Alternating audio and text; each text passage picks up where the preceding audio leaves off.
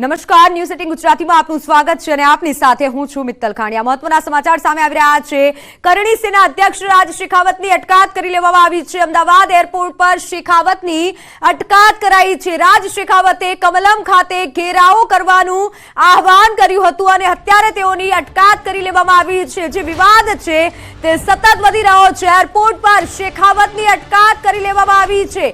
News 18 Gujarati પર આ ખબર અગાઉ તેઓએ એક ચીમકી આપી હતી અને તેને લઈને આ અટકાયત કરવામાં આવી છે। અટકાયતના જે દ્રશ્યો છે જે સામે આવ્યા છે અમદાવાદ એરપોર્ટથી કરણી સેના અધ્યક્ષ રાજ શેખાવતની અટકાયત કરી લેવામાં આવી છે। એરપોર્ટ પર તેઓની અટકાયત કરવામાં આવી છે કારણ કે તેઓએ એક ચીમકી ઉચ્ચારી હતી અને તેને લઈને અટકાયત કરવામાં આવી છે। કરણી સેના અધ્યક્ષ રાજ શેખાવતની અટકાયત કરાઈ છે। કમલમ ખાતે ઘેરાવો કરવાનું તેઓએ આહવાન કર્યું હતું।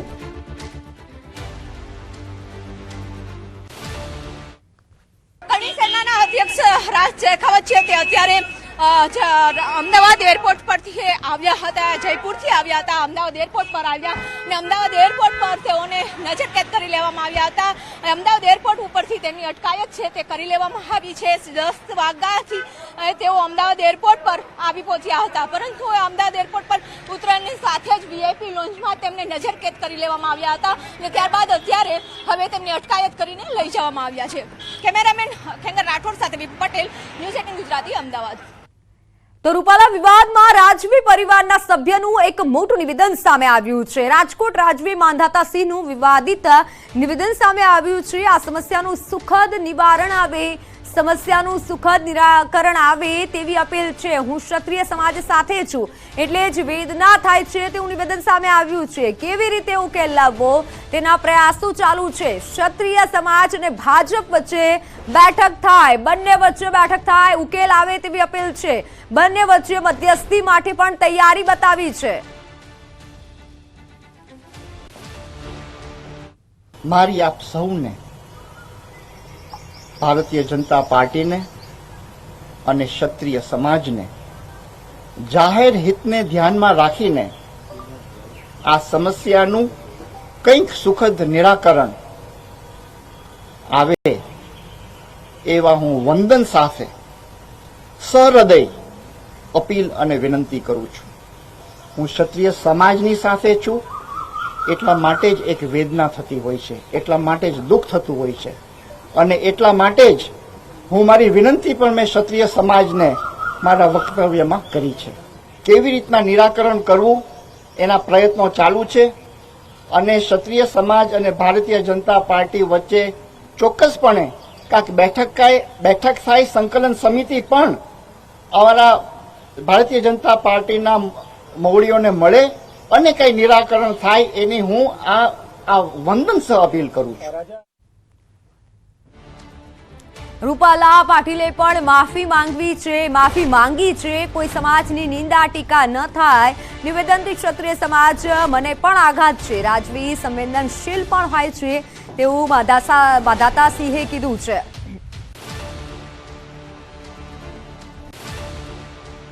શ્રી પરસોત્તમભાઈએ ક્ષમા યાચનાનો વિડીયો મીડિયાના માધ્યમથી પ્રસારિત પણ કર્યો। ભારતીય જનતા પાર્ટીના ગુજરાત પ્રદેશ અધ્યક્ષ શ્રી સી.આર. પાટીલ સાહેબે પણ આ સઘળું ભૂલી જઈને ક્ષત્રિયોને એક મોટું મન, ઉદાર દિલ રાખીને પણ ક્ષમા પ્રદાન કરવી જોઈએ એવી કરબદ્ધ વિનંતી પણ કરી। આપણે કોઈ પણ પક્ષ હોય, કોઈ પણ સમાજ હોય, એની કોઈ પણ પ્રકારની નિંદા ન થાય એ આજની ઘટનામાંથી આપણા બધા માટે એક મોટામાં મોટી શીખ છે। શ્રી પરસોત્તમભાઈ રૂપાલાએ આપણા રાજા મહારાજાઓના ઉલ્લેખ સાથે ક્ષત્રિય સમાજની દીકરીઓને માન, સ્વમાન, સન્માન અને સ્વાભિમાનને ઊંડી ચોટ પહોંચે એવું વિધાન કર્યું તે સાંભળીને મને અત્યંત આઘાત લાગ્યો છે। તો હવે વાત પરેશ ધાનાણીના મનામણાની।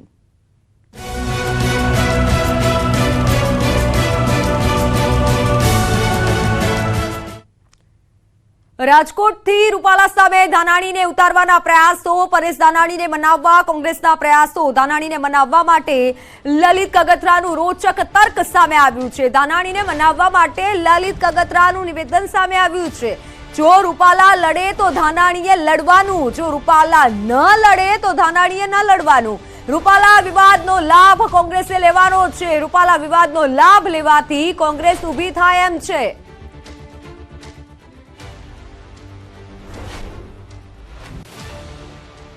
ભાઈની ટિકિટ બદલે તો પરેશભાઈ નહીં લડવાનું, અમે છૂટ આપી.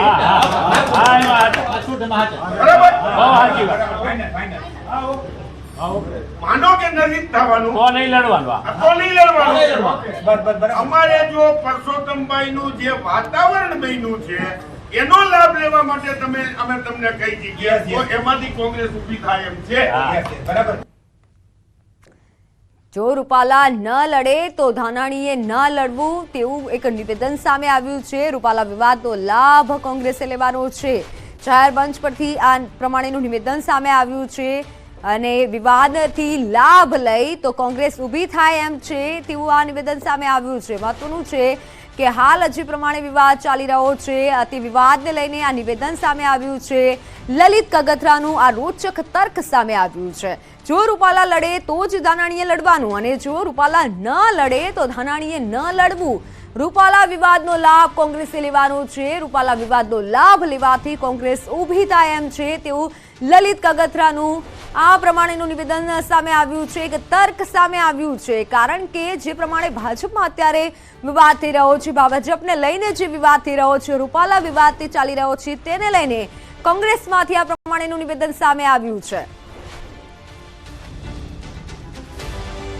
લલિત કગથરાનું એક રોચક તર્ક સામે આવ્યું છે. ધાનાણીને મનાવવા માટે લલિત કગથરાનું આ નિવેદન અત્યારે વાયરલ થઈ રહ્યું છે. રાજકોટથી રૂપાલા સામે ધાનાણીને ઉતારવાના પ્રયાસો ક્યાંક જોવા મળી રહ્યા છે કારણ કે જે તર્ક સામે આવ્યું છે તેમાં એ સ્પષ્ટ થાય છે કે જે પ્રમાણે રૂપાલા વિવાદ અત્યારે ચાલી રહ્યો છે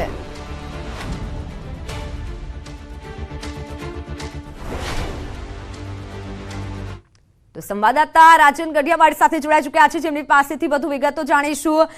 રાજન, અત્યારે કોંગ્રેસમાં પણ એક પ્રકારના તર્ક સર્જાઈ રહ્યા છે ધાનાણીને ઉતારવાના. બિલકુલ મિત્તલ, આમ જોવા જઈએ તો આજે લગભગ સવારથી જ એક કાર્યક્રમ ચાલી રહ્યો છે. રાજકોટ શહેર કોંગ્રેસ અને જિલ્લા કોંગ્રેસના લગભગ 200 જેટલા લોકો આજે અમરેલી પહોંચ્યા હતા. અત્યારે પરેશ ધાનાણીના નિવાસ સ્થાને હાલ જ બેઠક પૂર્ણ થઈ છે મિત્તલ, અને તમામ લોકો ભોજન માટે રવાના થયા છે. પરંતુ એ પહેલા હું આપને જણાવી દઉં કે લગભગ 150 લોકોએ એકી સાથે નારા લગાવી અને પરેશ ધાનાણીને રાજકોટ આવવા માટેનું નિમંત્રણ આપ્યું છે.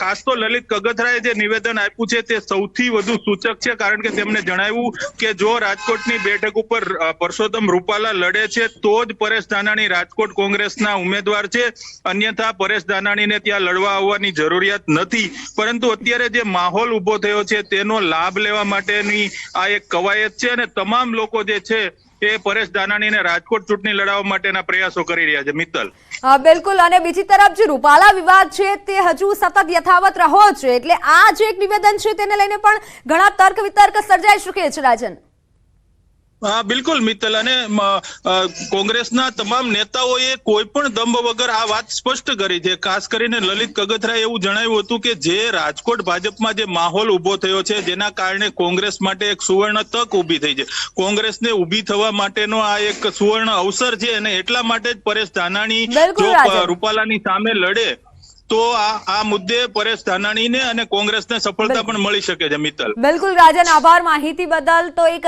તર્ક આ તરફ કોંગ્રેસ પણ કરી રહી છે.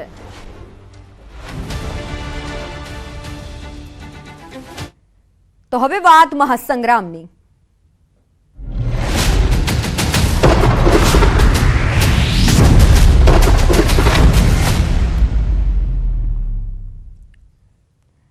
બનાસકાંઠામાં ભાજપ કોંગ્રેસ વચ્ચે ખરાખરીનો જંગ જામ્યો છે અને બંને પક્ષે ચૂંટણી પ્રચાર તેજ કર્યો છે. ગઢગામમાં સભા સંબોધતા સમયે કોંગ્રેસ ઉમેદવાર જ્ઞાનીબેન ઠાકોરે ભાજપ પર આકરા પ્રહાર કર્યા હતા. કહ્યું કે એક બાજુ જનશક્તિ છે તો બીજી બાજુ ધન શક્તિ છે. 5 લાખથી વધુ લીડથી જીતનો વિશ્વાસ ડગમગી જતા ગતકડા કરતા હોવાનો આક્ષેપ કર્યો છે.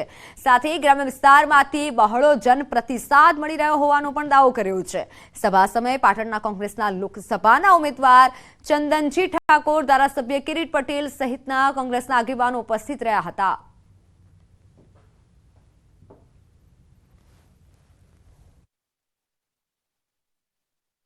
એ સાહેબ હવે મહિનો જેવો જ આવ્યો પણ આ 1 મહિનો 10 દાડા તો આખા જિલ્લામાં તમામ લોકોએ જાતે પ્રજાએ મંડપે જાતે વાદ્યા, મીટિંગોનું આયોજન જાતે કર્યું અને આ ગામથી બીજે ગામ જાય એટલા ભાડાના પૈસા પણ મને કાયમી આલ્યા છે.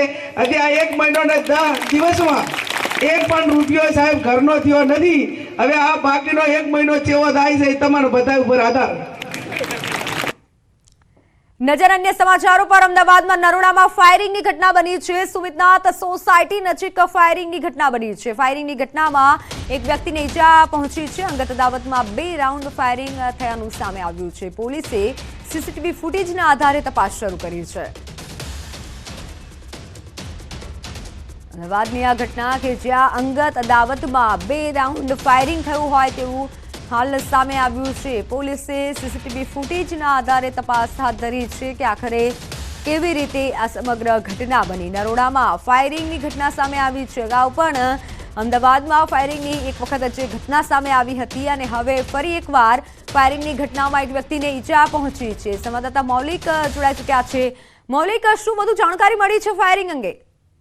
મિત્ર, વહેલી સવારે આ ફાયરિંગ બનાવ બન્યો હતો. 2 રાઉન્ડ ફાયરિંગ જે કરવામાં આવ્યા હતા. ઘટનાની વાત કરું તો ઘટના જે છે તે નરોડાના સુમતીનાથ સોસાયટી પાસે બની હતી કે જ્યાં એક વત્સલ સાંભલિયા નામના યુવક જે છે તે સુમતીનાથ સોસાયટીમાં રહેતો હતો. અજાણ્યા 2 બાઇક સવારો જે છે ત્યાં આગળ આવ્યા અને 2 રાઉન્ડ ફાયરિંગ કરી અને આ વત્સલ સાંભલિયા જે છે તેને ઇજાગ્રસ્ત કરી અને ફરાર થઈ ગયા હતા. તાત્કાલિકપણે તે પોલીસને ઘટના સ્થળે જાણ થતા ઘટના સ્થળે પહોંચી હતી. સારવાર માટે યુવક જે છે તેને સિવિલ હોસ્પિટલમાં ખસેડવામાં આવ્યો હતો. પ્રાથમિક જે રીતે જાણકારી મળી રહી છે તે પ્રમાણે હર્ષિત સાંભલિયાને હાથના ભાગે એક કોણીના ભાગે જે ગોળી જે છે તે વાગી છે અને અન્ય એક રાઉન્ડ જે છે તે મિસ થઈ જતા તેઓ ત્યાંથી નાસી છૂટ્યા હતા. હવે પોલીસે અલગ અલગ સીસીટીવી ફૂટેજ જે છે તેના આધારે આ બાઇક ચાલકો જે ફરાર થઈ ચૂક્યા છે તેની શોધખોળ હાથ ધરી છે. જી મૌલિક, આભાર માહિતી બદલ.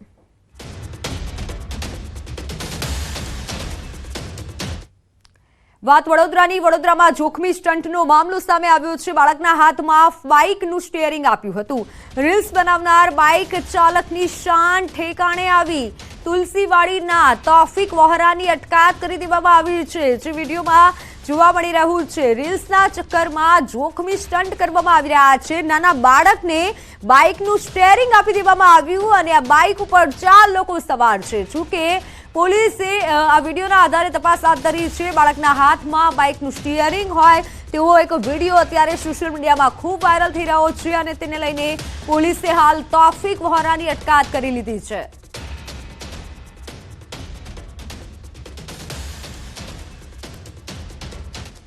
સુરેન્દ્રનગરમાં રખડતા ઢોરનો આતંક યથાવત છે. રસ્તા વચ્ચે આખલાઓ બાખડતા હોય તેવો વિડીયો વાયરલ થયો છે. શહેરના કૃષ્ણનગર સોસાયટીમાં આવેલ સીતારામ મંદિર નજીક 2 આખલાઓનું યુદ્ધ જામ્યું હતું. જાહેર માર્ગ પર આખલા બાખડતા રાહદારીઓ અને વાહન ચાલકોમાં ભયનો માહોલ છવાયો હતો.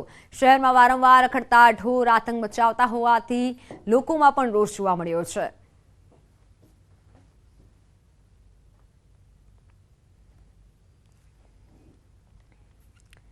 વાત સુરતની. સુરતમાં સાયન્સની પરીક્ષામાં ગેરરીતિનો કેસ સામે આવ્યો છે. VNSGUમાં સાયન્સની પરીક્ષામાં વિદ્યાર્થીઓ ઉત્તરવહીમાં 500ની નોટ મૂકી હતી.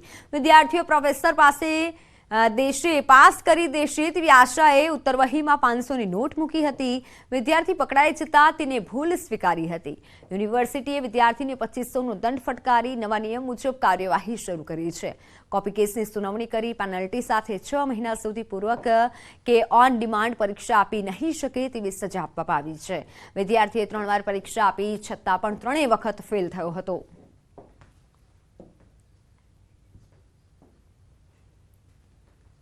પોતાની ઉત્તરવહીમાં ₹500 ચલણી નોટ મૂકીને મને પાસ કરી દેજો એ પ્રકારના લખાણ સાથે ઉત્તરવહી મળી આવી હતી. તે સદરુ વિદ્યાર્થીને ફેક કમિટીએ ₹2500 જેટલો આર્થિક દંડ કરવામાં આવ્યો છે અને આગામી 6 મહિના સુધી લેવાનારી ઓન ડિમાન્ડ અને પૂરક પરીક્ષાથી તેને દૂર કરવામાં આવ્યા છે. પોતાની ઉત્તરવહીમાં ₹500 ચલણી નોટ મૂકી. તો હાલ એક મોટા સમાચાર સામે આવી રહ્યા છે. મહત્વના સમાચારની જો વાત કરવામાં આવે, મહત્વના સમાચાર સામે આવી રહ્યા છે. રાજકોટથી લડવા પરેશ ધાનાણી હવે તૈયાર છે. જે સમાચાર સામે આવ્યા છે, રૂપાલા સામે રાજકોટથી લડવા માટે ધાનાણી તૈયાર હોય તેવા સમાચાર સામે આવ્યા છે રાજકોટથી. કારણ કે રૂપાલા વિવાદ જે વધુ વધ્યો છે તેને લઈને કોંગ્રેસનું તર્ક એક સામે આવ્યું હતું, લલિત કગથરાનું નિવેદન સામે આવ્યું હતું અને હવે એવા મોટા સમાચાર સામે આવ્યા છે કે ધાનાણી તૈયાર છે રાજકોટથી ચૂંટણી લડવા માટે. રૂપાલા સામે પરેશ ધાનાણી તૈયાર છે કે રાજકોટથી ચૂંટણી તેઓ લડી શકે છે. હાલ જે પ્રમાણે વિગત સામે આવી રહી છે, થોડા સમય પહેલા જ એક નિવેદન સામે આવ્યું છે લલિત કગથરાનું કે આપણે ધાનાણીને ઉતારી શકીએ છીએ તેવું એક તર્ક તેઓએ જણાવ્યું છે. અને હાલ આ સમાચાર સામે આવી રહ્યા છે કે રૂપાલા સામે રાજકોટથી લડવા માટે ધાનાણી તૈયાર છે. અને ધાનાણીની જો વાત કરવામાં આવે તો સોશિયલ મીડિયા પર જે રૂપાલા વિવાદ ચાલી રહ્યો છે તેને લઈને પણ સતત તેઓ કવિતાઓ મૂકી રહ્યા છે અને સતત ટ્વીટ પણ કરી રહ્યા છે. અને આ તરફ હવે એવા સમાચાર સામે આવી રહ્યા છે કે ધાનાણી તૈયાર છે રૂપાલા સામે લડવા માટે. રૂપાલા વિવાદ જે સર્જાયો છે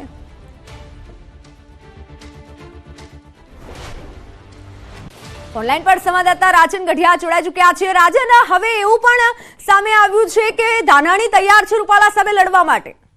બિલકુલ મિત્તલ, રાજકોટથી જે આખું એક પ્રતિનિધિ મંડળ આવ્યું છે પરેશ ધાનાણીને મનાવવા માટે. રાજકોટ શહેર કોંગ્રેસ, જિલ્લા કોંગ્રેસના આગેવાનો, કાર્યકર્તાઓ, લલિત કગેત્રાની આગેવાનીમાં અત્યારે લગભગ 150 થી વધુ લોકો છેલ્લી 2 કલાકથી પરેશ ધાનાણીના નિવાસ સ્થાને છે અને તેઓ પરેશ ધાનાણીને સતત પ્રેશર કરી રહ્યા છે કે રૂપાલાની સામે તેઓ રાજકોટ ચૂંટણી લડવા માટે મેદાનમાં ઉતરે. અંતમાં અત્યારે પરેશ ધાનાણીએ આડકતરો ઇશારો કર્યો છે કે રૂપાલા જો ફોર્મ પરત ન ખેંચે તો તે લડવા માટે તૈયાર છે. સૌથી મોટી વાત એ છે, લલિત કગથરાએ જાહેરમાં જ એવું કહ્યું છે કે જો રૂપાલા ચૂંટણી લડતા હોય તો જ પરેશ ધાનાણી રાજકોટ કોંગ્રેસના ઉમેદવાર છે, અન્યથા પરેશ ધાનાણીને રાજકોટ ચૂંટણી લડવાની જરૂર નથી. કારણ કે અત્યારે ભાજપમાં જે સ્થિતિ ઊભી થઈ છે તેનો લાભ કોંગ્રેસ લેવા માંગે છે, આવા સ્પષ્ટ શબ્દોમાં લલિત કગથરાએ જણાવ્યું હતું. અને અંતે પરેશ ધાનાણી આડકતરી રીતે માની ગયા હોય તેવું સ્પષ્ટ નથી કહ્યું, પરંતુ પોતે રાજકોટ ચૂંટણી લડવા માટેની તૈયારી દર્શાવી છે. મિત્તલ, બિલકુલ રાજન, પરંતુ રૂપાલા ભાજપનું એક મોટું માથું છે, પણ અત્યારે જે વિવાદ ચાલી રહ્યો છે તેને લઈને શું કોંગ્રેસને ફાયદો થઈ શકે છે?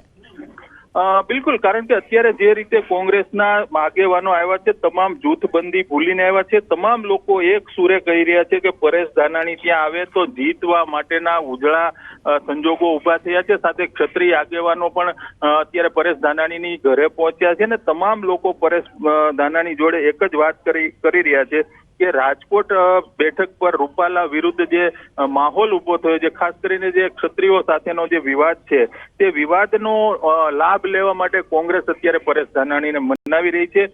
મિત્તલ, હું આપને જણાવું કે 2002માં સૌ પ્રથમ પરેશ ધાનાણી અને પરસોત્તમ રૂપાલા અમરેલી વિધાનસભા બેઠક ઉપર આમને સામને હતા અને તેમાં પરેશ ધાનાણીએ રૂપાલાને માત આપી હતી. અને એ જ જે પરિણામ હતું 2002નું, એ 22 વર્ષ પછી ફરી પુનરાવર્તિત કરવા માટે કોંગ્રેસના લોકો જે પરેશ ધાનાણીને મનાવવા માટેની કવાયત કરી રહ્યા છે. મિત્તલ, જી બિલકુલ રાજન, આભાર માહિતી બદલ. તો રૂપાલા સામે અત્યારે રાજકોટથી ધાનાણી લડવા જે તૈયાર છે તેવી વિગતો સામે આવી રહી છે. મહત્વનું છે કે રૂપાલા સામે અત્યારે જે વિવાદ થઈ રહ્યો છે તેને લઈને પણ કોંગ્રેસ અત્યારે તર્ક કરી રહી છે અને નિવેદનો આપી રહી છે. કોંગ્રેસને ફાયદો થઈ શકે છે તેવું ક્યાંક સ્પષ્ટ લલિત કગથરાનું જે નિવેદન છે તેના પરથી લાગી રહ્યું છે. એટલે પરેશ ધાનાણીને રાજકોટથી હવે ઉતારી શકે છે. જે વિગત સામે આવી છે તેને જોતા લાગી રહ્યું છે કે રૂપાલાનો જે વિવાદ છે જેમાં કોંગ્રેસ ફાવી શકે છે. કોંગ્રેસના પણ એક બાદ એક નિવેદન સામે આવી રહ્યા છે અને સોશિયલ મીડિયા પર પરેશ ધાનાણી કવિતા મૂકી રહ્યા છે, ટ્વીટ કરી રહ્યા છે. ક્ષત્રિય સમાજના પક્ષમાં તેઓ ટ્વીટ કરી રહ્યા છે. અત્યારે જે પરેશ ધાનાણીના નિવાસસ્થાને જે એક બેઠક થઈ છે જેમાં ઘણા ક્ષત્રિય આગેવાનો પણ તેઓની સાથે વાતચીત કરી રહ્યા છે અને ઉપસ્થિત છે અને તે સમય દરમિયાન આ જે નિવેદન છે તે સૂચક માનવામાં આવી રહ્યું છે.